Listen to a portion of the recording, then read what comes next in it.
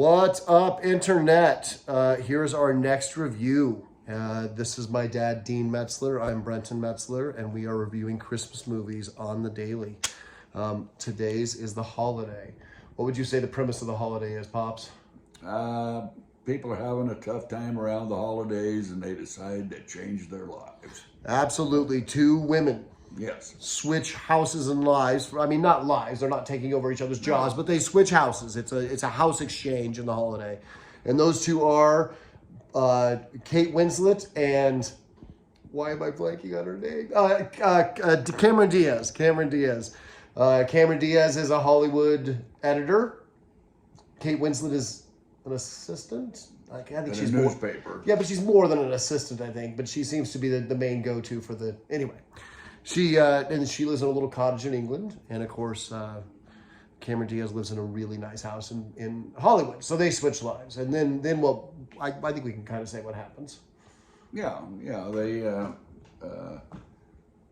they're trying to get over, each trying to get over a relationship that has gone sour. Yeah. And Yes. so they want to take 2 weeks. They don't want to have No men. no men in their lives whatsoever. Then, of course, that doesn't happen. It sure doesn't. So Kate Winslet runs into Jack Black, who is, he's just so freaking likable. The closest thing I can get with Jack Black, although it's a weird comparison, would be Robert Redford. Because when I watch Robert Redford films, the one thing that always sticks out is he's just you want to be friends with him. And Jack Black, especially in this role, he just seems like a guy you'd want to be around. And then in England, Cameron Diaz runs into Kate Winslet's brother, played by Jude Law. Yeah. Which, Yeah, what's not to like, right? dear God, that man is very good looking and plays very charming. Yes. And so, yeah, these play out to the point where it's Christmas. Everything ends happy. Overall thoughts, what did you think of the movie? Well, it's one of the best ones we've watched so far, and it is in the category of a true classic, I think. I did not see that coming. I thought you liked it, but that's high praise. I agree. It is. It gives you all the feels, and they had a lot of fun with it too.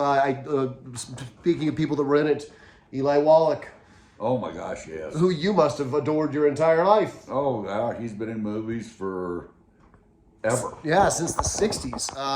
Yep. Good, the Bad, and the Ugly. As far original. as the original Good, the Bad, and the Ugly. Yeah, he was a bad guy in that. Yul Brynner was the guy that set up the deal. Magnificent Seven.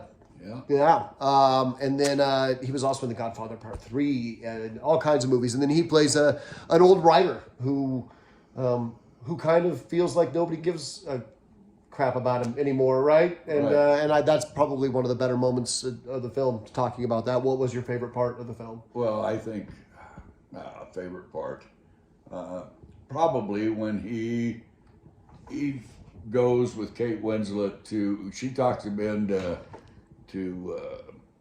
going to the celebration of his career. The Screenwriters Guild wants to give him a Right. Yeah, wants to. And he He's didn't going even to. realize that he was part of the Screen Editors Guild, and he said, "I don't really know why I should go. There's only going to be 10 or 11 old guys around, and da da da da da." And when they opened the door for him to come in, the auditorium is full, and everybody's dressed to the nines. It's a real good feeling. It's a great moment. Making me misty thinking about it. Yeah, that's one of my favorite parts too. I think it's lovely. Although I will say one of the things this time around, because I've seen this movie half a dozen times, is those little girls of Jude Law's. Like when she thinks that he has a girlfriend named Sophie, it's actually his daughter, and he's got two daughters that she doesn't know about. He's a widower, and God, they are just so adorable. Like, if you're going to find out that the person you've been dating has kids, those are the two kids you want them to be. Because you're like, you know what, I'm fine. I'm over it very quickly. Favorite actor, I think, was Eli Wallach for me. It was really fun to see him have fun with a role after all that time. Yeah, and that was one of the first movies that I saw Jack Black in, and I thought he was exceptionally good there. He has done a few since then that were not up to that par, I would think. But He tiptoes into that Will Ferrell territory with his comedy. yeah. And so I've always been pleasantly surprised at how well he played that role. Favorite line? I know you don't think you don't necessarily have a favorite line, but my favorite line is Dustin Hoffman, who has a cameo appearance. They're going through the video store, and Jack Black, who is a composer for movies, is doing scores for films, and they're having fun. Him and Kate Winslet, and he brings out The Graduate, and he's like, where have you gone, Joe DiMaggio? And he goes, that was actually a score. It was written for the film. And as they walk away, it pans, and Dustin Hoffman's in the video store, and he's looking at the video, and he goes, I can't go anywhere. And that's all you see. That's it. What would you say Christmas spirit meter, Dad? Oh, way up there. Are we going 11? Oh no, but in the 9 to 10 class, because everything ends like you would want it to. Not necessarily the way it would go, but this is the way you want it to end, and it works really well. And the loveliest part of the movie is also maybe the most trite thing in the movie, but at the end,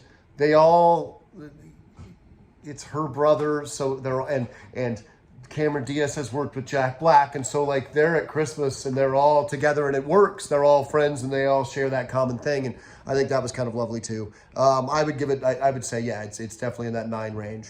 Recommend it for kids and adults. Oh sure. Don't think there's nothing really heavy in there for kids. No.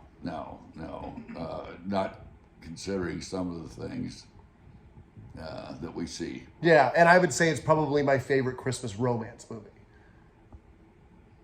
Well, yeah, probably in what you have for your classic list, it probably is. Merry Christmas, Happy Holidays.